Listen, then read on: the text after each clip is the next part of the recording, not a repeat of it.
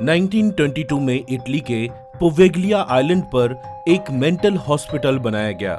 इस हॉस्पिटल को बनाने का मकसद था पागल मरीजों का अच्छे से इलाज और उनकी प्रॉपर देखरेख करना। मगर इस मेंटल हॉस्पिटल को चलाना इतना आसान नहीं था, क्योंकि जिस आइलैंड में इसे बनाया गया था वो पोवेग्लिया आइलैंड कई रहस्यमयी खतरों से भरा था। दोस्तों, इस आइलैंड पर रोज कोई न कोई रहस्यमयी घटना होती रहती। 1930 आते आते तो हालात इतने ज्यादा खराब हो गई थी कि डॉक्टर्स खुद आइलैंड के बेल टावर से कूदकर अपने आप को मारने लगे थे। डॉक्टर्स का यूं खुद के मारने का सिलसिला काफी टाइम तक चलता रहा। हालांकि इस बेल टावर से बेल को कई सालों पहले निकाल दिया गया था, पर वहां के स्टाफ और डॉक्टर्स का कहना था कि आज भी हर रात बेल टावर में से बेल बजने की आवाजें सुनाई देती है। सबको लगा शायद ये सारी चीजें खत्म हो जाएंगी, पर धीरे धीरे हालात बिगड़ते गए। आखिर में 1968 में इटली के गवर्नमेंट ने इस हॉस्पिटल को बंद कर दिया। सिर्फ इतना ही नहीं, बढ़ते हुए खतरे को देखकर इटली के गवर्नमेंट ने इस आइलैंड पे जाने पर भी बैन लगा दी। पर वहां ऐसा क्या हुआ था कि डॉक्टर्स अपने आप को मारने लगे? ऐसी क्या वजह थी कि इटली की सरकार इतनी मजबूर हो गई कि उन्हें हॉस्पिटल और आइलैंड दोनों बंद करने पड़े? ऐसे और कई सवाल हैं, और जितने सवाल हैं उससे ज्यादा रहस्य। तो आइए डिकोड करते हैं इन सारे रहस्यों को और जानते हैं पोवेग्लिया आइलैंड का हैरान कर देने वाला सच। दोस्तों, इस आइलैंड का उल्लेख हिस्ट्री में पहली बार 421 बीसी में आता है, जब नॉर्दर्न इटली पैडुआ और एस्टे शहर में रहने वाले लोग दूसरे देशों से होने वाले अटैक से बचने के लिए इस आइलैंड पर आए थे। उसके बाद धीरे धीरे इस आइलैंड की पॉपुलेशन बढ़ती गई, पर गुजरते वक्त के साथ कारोबार और अच्छी जिंदगी के लिए आइलैंड को छोड़कर धीरे धीरे सभी लोग वेनिस और आसपास के शहरों में जाने लगे और आइलैंड फिर से खाली और बेजान होने लगा। जो थोड़े बहुत लोग बचे थे वे लोग भी 1346 में जेनोआ द्वारा किए गए अटैक के कारण पोवेग्लिया आइलैंड को छोड़ के गोएडेका चले गए।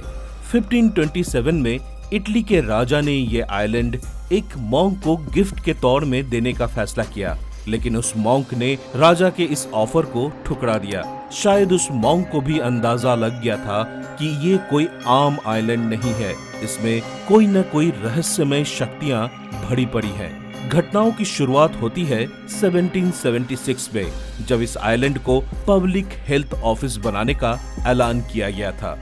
ये वो वक्त था जब इटली ने भयानक प्लेग की मार झेली थी। इस आइलैंड के पास रोजाना कई शिप्स गुजरा करते थे। सरकार ने शिप्स में आने वाले लोगों का चेकअप करने और बीमार लोगों को ठीक होने तक पोवेग्लिया आइलैंड पर ही रुकने का आदेश दिया। 1793 में 2 शिप्स से कुछ लोग आए जो कि प्लेग वायरस से अफेक्टेड थे, इसलिए उन्हें पोवेग्लिया आइलैंड पर ही क्वारंटीन कर दिया गया। इस जगह को कुछ समय के लिए कन्फाइनमेंट जोन यानी बीमार लोगों को रखने वाली जगह बनाने का फैसला किया गया। यह फैसला उस समय के रूलर नेपोलियन बोनापार्ट ने लिया था। नेपोलियन ने पोवेग्लिया आइलैंड में मौजूद old church of San Vitale को तोड़ डाला और बेल टावर को लाइट हाउस में कन्वर्ट कर दिया। दोस्तों, ये वो वक्त था जब इटली में प्लेग तेजी से हर जगह फैलने लगा और इटली के गवर्नमेंट ने पोवेग्लिया आइलैंड को परमानेंट क्वारंटीन सेंटर बना दिया। पूरे इटली से प्लेग के पेशेंट्स को यहाँ भेजा जाने लगा। इटली की सरकार ने लोगों से इस आइलैंड पर पेशेंट्स को सिर्फ 40 दिन के लिए क्वारंटीन करने की बात कही थी, लेकिन प्लेग की भयंकर मार और तेजी से बढ़ते हुए आंकड़े से सरकार बहुत डर गई, जिसकी वजह से क्वारंटीन हुए लोगों को निकालने के बदले उन्हें वहीं रखा जाने लगा और रोज रोज नए पेशेंट्स लाए जाने लगे। दोस्तों, बताया जाता है कि यहाँ रोज प्लेग से बीमार कई लोगों की एक साथ मौत हो जाती थी। हालात तब और बदतर हो गई जब इटली में प्लेग के कारण मरे हुए लोगों की बॉडीज को भी पोवेग्लिया आइलैंड में लाया जाने लगा। जो भी कोई मरता उसकी लाश को पोवेग्लिया आइलैंड में लाकर दफना दिया जाता। पूरे आइलैंड को कब्रिस्तान बना दिया गया। शायद कब्रिस्तान भी इस आइलैंड के लिए छोटा शब्द है।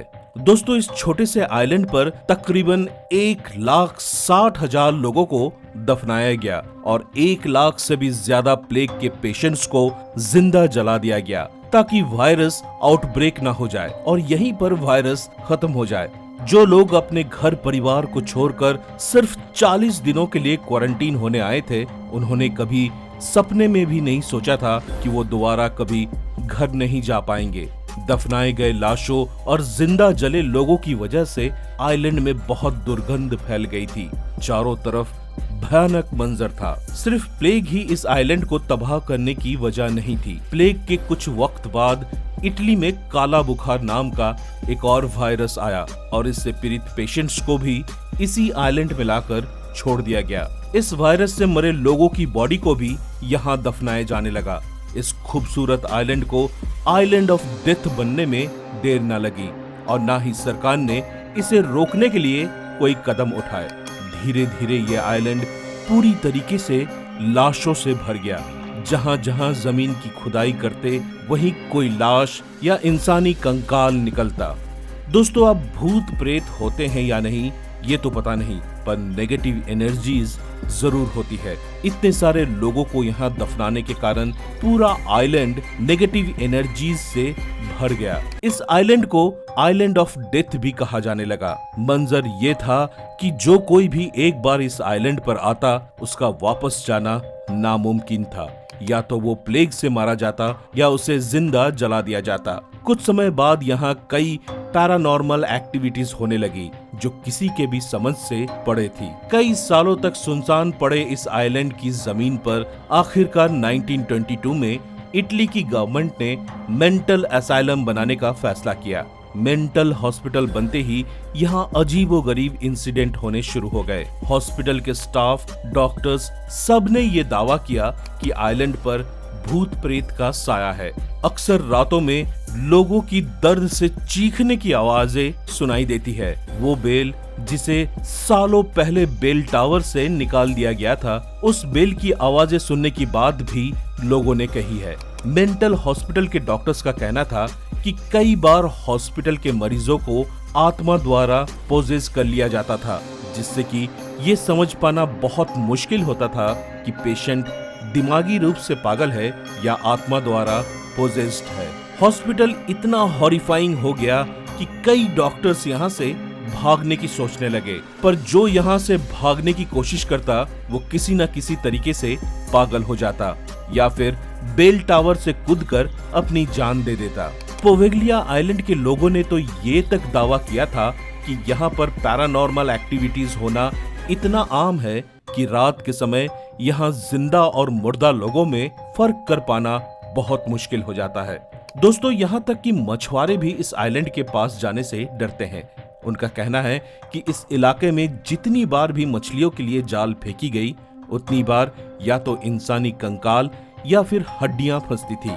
आखिर में तंग आकर इटली के गवर्नमेंट ने 1975 में इस हॉस्पिटल को पूरी तरह बंद कर दिया और साथ ही पोवेगलिया आइलैंड में जाने पर कंप्लीट बैन लगाने का फैसला किया, जिसके बाद 17 एकड़ में फैला ये आइलैंड महज भूतों और आत्माओं का ठिकाना बनकर रह गया। वैसे आज के मॉडर्न जमाने के लोगों ने इस बात को मानने से साफ इनकार कर दिया कि भूत प्रेत जैसे भी कोई चीज होती है। इसलिए कई लोगों ने पोवेगलिया आइलैंड पर प्रोजेक्ट शुरू करने का फैसला करते हैं, लेकिन कुछ न कुछ कारणों से वो सभी प्रोजेक्ट्स शुरू होने से पहले ही बंद हो जाते हैं। 2014 में एक बिजनेसमैन ने पोवेगलिया आइलैंड पर लग्जरी रेस्टोरेंट और हॉस्पिटल्स बनाने की अनाउंसमेंट करता है, लेकिन उसके अगले ही दिन उस बिजनेसमैन की मौत हो जाती है। उस बिजनेसमैन की मौत के लिए भी पोवेगलिया आइलैंड को ही रिस्पॉन्सिबल माना गया। आज के वक्त में पोवेगलिया आइलैंड को वर्ल्ड की 3rd मोस्ट हॉन्टेड प्लेस और यूरोप की मोस्ट हॉन्टेड प्लेस के रैंकिंग में पहला स्थान दिया है। तो दोस्तों ये थी यूरोप की मोस्ट हॉन्टेड प्लेस पोवेगलिया आइलैंड की कहानी। आपको ये स्टोरी कैसे लगी हमें कमेंट करके जरूर बताएं। फिलहाल आज के लिए बस इतना ही।